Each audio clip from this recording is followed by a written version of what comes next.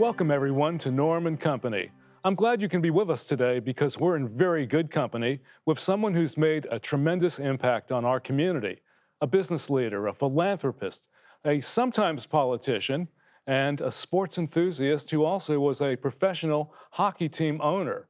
Most of all, someone who likes to be recognized as an entrepreneur.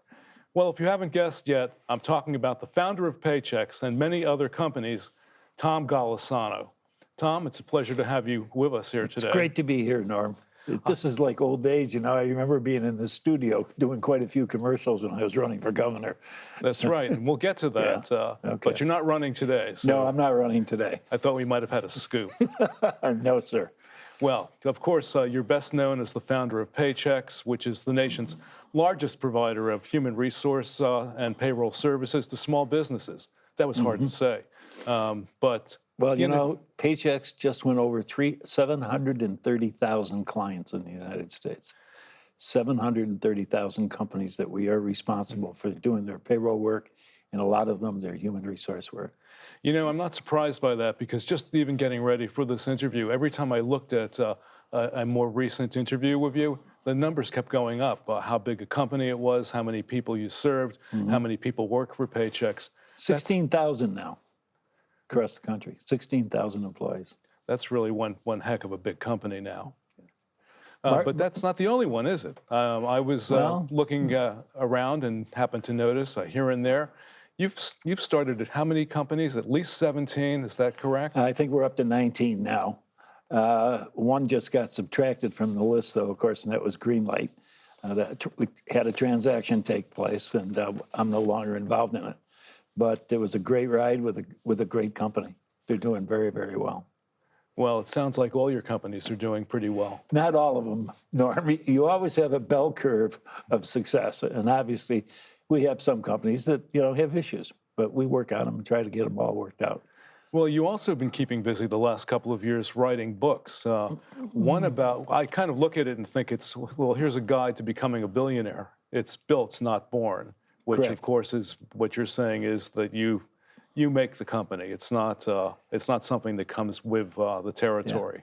There's actually two important segments, and the first one, you're exactly right. We call it the jockey, the person running the company, the entrepreneur, the CEO. The person that is going to be, in the end, responsible for either the success or the failure. And to determine which companies we invest in, we look very carefully at the jockey or the entrepreneur. The other part of it, of course, is the idea, the concept that this entrepreneur is presenting to us as an investment is very, very important. We have to make sure there's a market for the product, that the product can be built or created economically so that there's enough profit margin to carry the company, and so on and so forth. Yes, we've invested in over 19 companies now, and we're getting probably 1 or 2 requests a week that we take a look at. But it's a lot of fun, and I love working with entrepreneurs. Of course, I've worked with them all my life, but it's great. You know, I get the impression that that's what you'd like to be known as, an entrepreneur, more than almost anything else. Well, I would not be embarrassed by that title or that name, yes. And you are looking at maybe starting a new college here that would focus on that. That's an entrepreneurial thing, too, although it will be a not-for-profit, obviously, college. Yes, as you've probably been reading in the newspapers and magazines and so forth, the colleges are beginning to be concerned about several things. One of them is their cost, what they have to charge the students. 2, the number of people that do not eventually graduate. That's a big issue. I also have an issue with the calendar. Youngsters go to school probably 32 or 33 weeks a year when they're in college. I don't know what happened to the other 20 weeks. So I've got some ideas of what can happen with those other 20 weeks.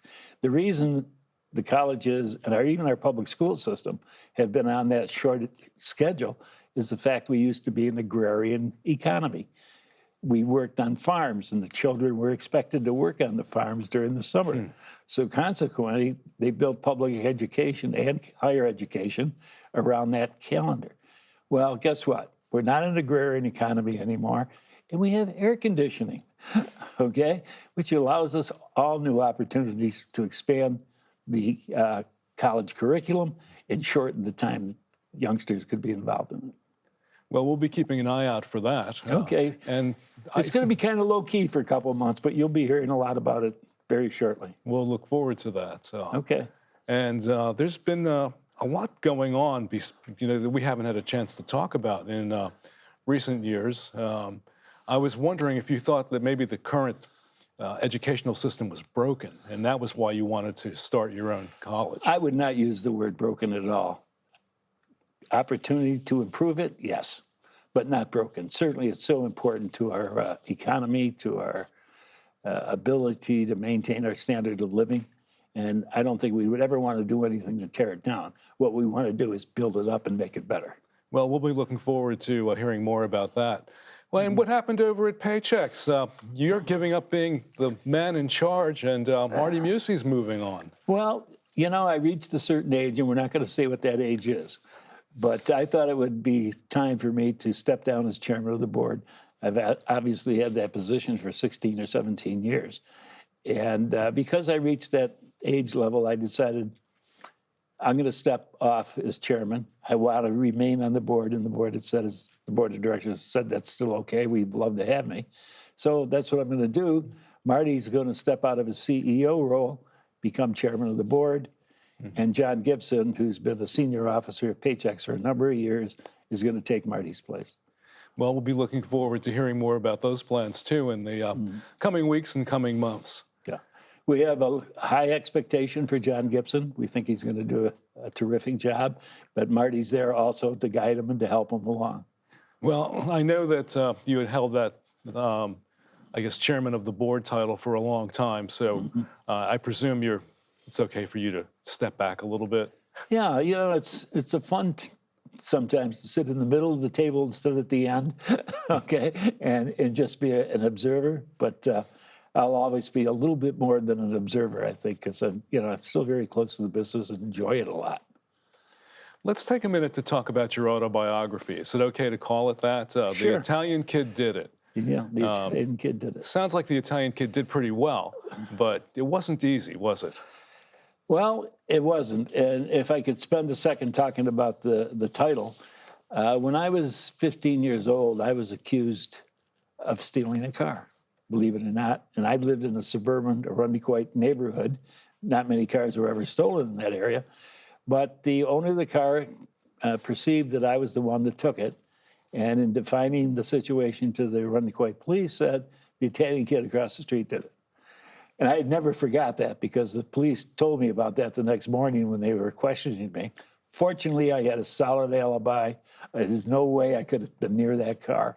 And so that was the end of the problem. But I never forgot that happened. And I thought when I was writing the autobiography, I thought it would be a great parallel. The Italian Kid Did It, being he accomplished some things on a positive nature, and he also was not guilty of stealing the car. Yes, I'd heard that story, and it's in your book. And, I wondered how much of an impact it had on you, maybe to work even harder and to just show that guy up next door and maybe show up a few people. Because the only reason this was even an issue was prejudice, because you were Italian. That's why you said, the Italian Kid did it. Yeah. In the 1950s, unfortunately, in West Arundequite, where I lived, there was a level of racism dealing with Italians.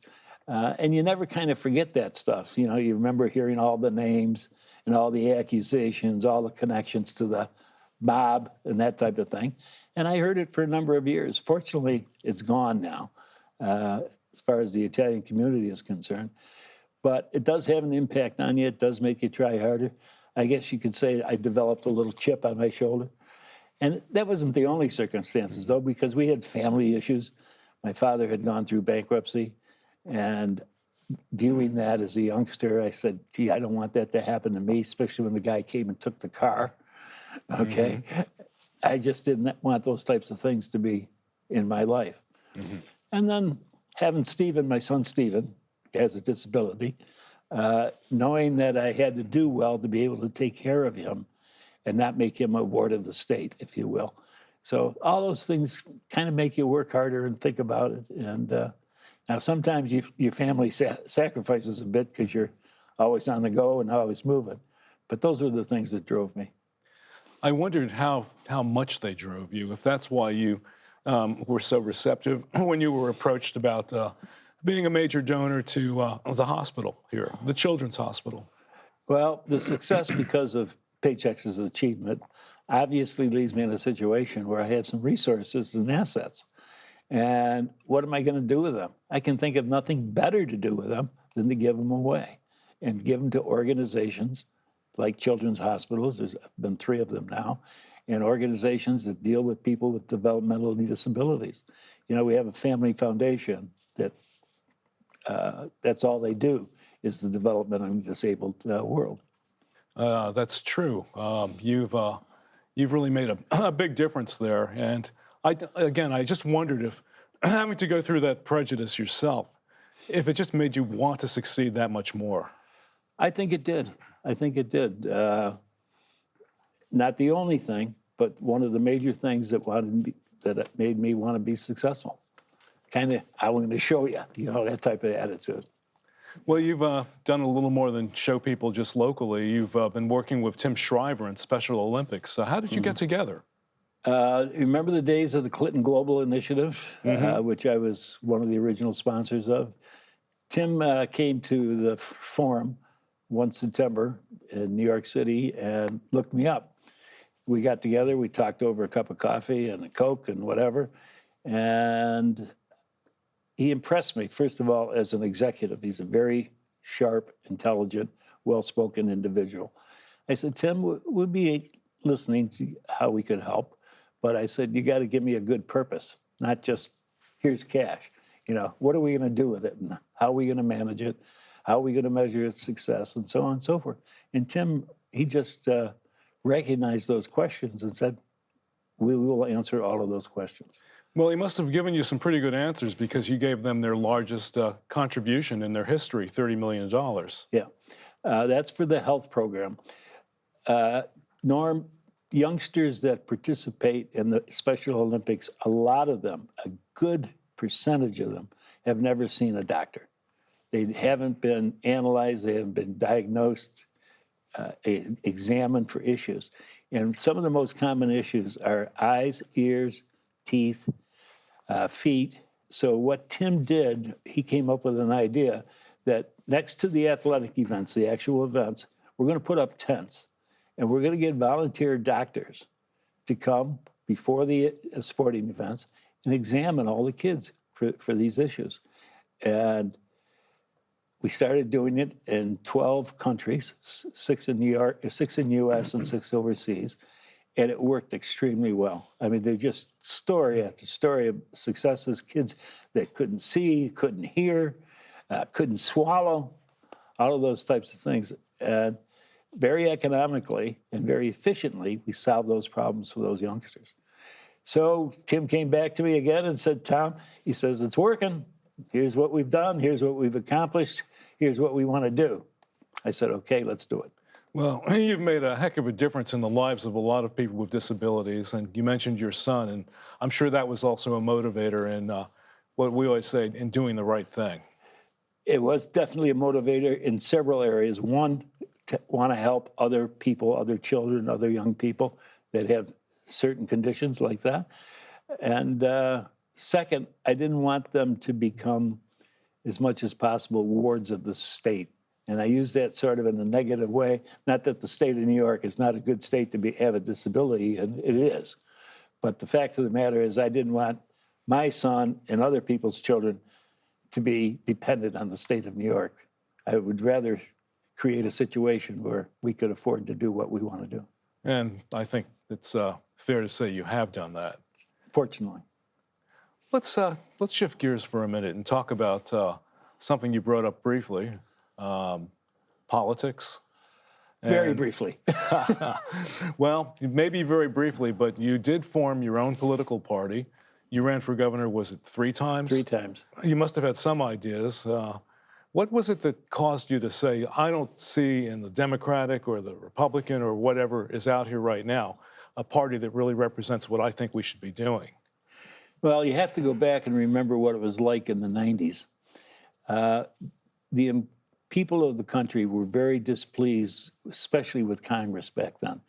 They think it's really bad now. It wasn't that bad back in the 90s, but it was pretty bad. Okay, today it's awful. It's terrible as far as I'm concerned. So we thought our opportunity for an independent party was the right time. But unfortunately, in New York State, the two political parties, the Democrats and Republicans, has such strong foundations. I would say entrenched. Trenched is a good word. Entrenched.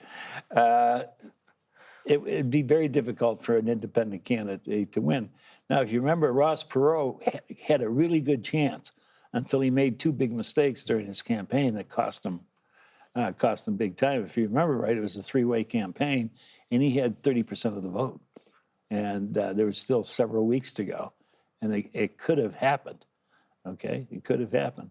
But today, unless somebody comes along that's an extremely strong personality and has the support of the independents in the state, it's going to be very tough to ever have that happen.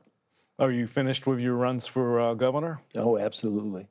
Any other issues that you think that the state could be doing a much better job on, or the federal government, for that matter? Well, I feel very strongly they should keep us out of wars. And I worry about that with what's going on with Russia, with the Ukraine. War is a terrible thing. And sometimes I don't think we've learned our lesson. And sometimes I think we have politicians that take us in the wrong direction, like Putin. Well, I know that you have a special reason for feeling this way. You lost your brother, who was a war hero in Korea, but still, what did you call it, fighting someone else's war? Yes, and that's true. I did say that. I still believe it. It was someone else's war. And my brother Charlie was killed in Korea. He was there 3 days, and they put him in the front lines. And he's a 21-year-old youngster, and he was killed. Now, he did a very brave thing, and he got the Bronze Star, and of course, the Purple Heart. But it's such a sad thing. I still remember the night we got the telegram. I was up in my bed. It was about 9 o'clock at night. You know, today they don't deliver telegrams. They send officers out to notify you if you've lost a person. But you get a very cold telegram that says your son's been killed. You don't see his corpse or his body for 3 months. He was killed early November. We didn't have him back in the U.S. until middle of February. So it was a very tough thing to watch, particularly my parents. Parents are never the same when they lose a youngster. At least I've seen that in several instances. But it was a tough deal. And now, so I was resentful a bit about the U.S. government getting involved over there until I got an invitation to a ceremony at Whitehaven Cemetery. And at that cemetery, it was a ceremony honoring fallen war heroes from the Rochester area. But two of the speakers were from South Korea. And they talked about how important it was that we were there, that we saved their lives, saved their country. Modified me quite a bit in my thinking. But I still resent the fact that we have wars, and we shouldn't have. Well, it was clear from reading your book that it really did. It changed things in your family. Yes. And that it also affected, I think, your political views for some time. I believe it did, Norm. Absolutely. Speaking of political views, so how did you become one of the founding funders or supporters of the Clinton Global Initiative? Oh, well, Bill Clinton got in touch with me and said he had this interesting idea for the public good, not just nationally, but internationally. And he said, he invited me to his house for lunch. And I said, all right, I'll listen. So he presented this idea, which I thought was pretty ambitious, pretty innovative. And I said, I thought about it for a couple of days, and he was asking me to be the lead sponsor, and he was, it was a few dollars. And so I thought about it for a week, and I decided I was going to do it. And we had the first one. It was in September, 19, whatever. And it was a great occasion. We raised over a couple $1 billion for various causes around the world. And Clinton was really smart about how he did it. He got donors to commit and had them come up on stage and sign documents and all that type of thing. And then the following year, he invited them back and said, did you finish your commitment? What's been done? Then they had the organization talking about what they did, the NGOs, non-government organizations. And the thing just worked extremely well the first year. So he decided to have it again, and I decided I'd be a sponsor again, and I think I sponsored it for 7 or 8 years. And we accomplished a lot. It's too bad it ended up taking a little bit of a bad rap, and that's politics for you. Yeah, I have heard people say it accomplished a lot. It made a lot of difference in some people's lives. Especially internationally. Yeah. Well, someone else who's had a pretty big impact on you is Monica Seles, your wife. And I noticed that on your foundation, you've got a kind of a sub-foundation now for animals, mostly dogs and cats. Correct. And she's a real animal lover. Is that correct? That is very true. And Monica was a very significant factor in me getting involved in expanding the foundation to cover. We help a lot of organizations around the state to help improve the life of dogs and cats. And I think we've probably influenced 15 or 20 organizations already. Monica, sometimes she says, I like dogs better than I like humans. She's just kidding, of course, but sometimes I believe it. She's just a real lover of animals. We have 3 dogs ourselves running around the house. Yeah, we've had a few dogs over the years, and I have heard the same about who gets more love. So one thing I've always wondered about is how you feel when you walk into a hospital where you've made such a difference, like the Golisano Children's Hospital. When your hand is on that door and you're opening it, do you get a feeling of accomplishment, or that this is something that I'm glad that I was able to do in my lifetime? it not only works when I put my hand on the doorknob, it really works almost every week of the year. Somebody will send me a letter, call me on the phone, meet me on the street, and say something great about the hospitals, what they meant to their family, how it saved their children's lives. And you hear that, and it's just overwhelming, the feeling that you got. Another instance, a woman came up to the street one day and said, your children's hospital is Rochester. It was absolutely terrific. They did this, they did that. They took care of our child. And then she says, our child did pass away. But I got to tell you, the hospital was great. Now, that really stunned me, because to have the bad ending like that and have you still feel so great about the hospital. It's a great addition to our community, for sure. Speaking of great additions, what do you think your biggest accomplishment has been all these years? I mean, you might have to get out a big book to help you pick it out. But is there something that you personally feel this was my accomplishment? I can say something lighthearted. We won the county baseball championship when I was in high school, and I got the winning hit to win the final game for us to win the championship. Well, I also heard that you were trying out for the Cleveland Indians. Yeah, I didn't make it. I had a strong arm, and I could hit for average. And I was a fast runner, but I couldn't hit for power. And that's what baseball teams look for. The greatest accomplishment, obviously, in my opinion, is Paychex. Not only because of what Paychex has become and its importance, but what Paychex has helped create on the side as a byproduct. The hospitals, the universities, the colleges, so on and so forth. So Paychex was it. And knowing the livelihood of 16,000 employees is important. That's a very important addition, too. I'm a believer that entrepreneurship is a key ingredient to any country's future. And if we're going to stay ahead competitively against the other people, against other countries and around the world, we've got to be smarter, more creative, probably take a few more risks. And that's what entrepreneurs do.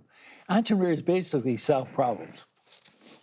Okay, payroll processing, Paychex. We solved a big problem. Okay, and you think about any new product that comes out, it's designed to improve people's lives.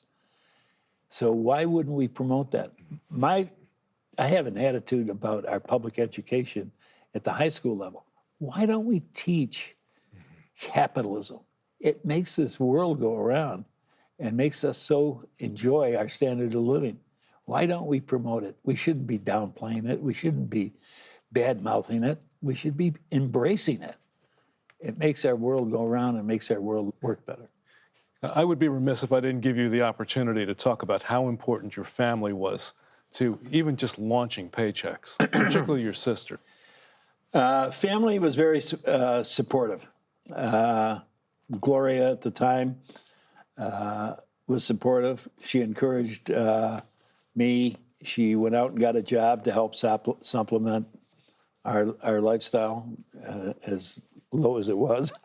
For the first 4 years. It was first 4 years before I was able to get a paycheck out of it.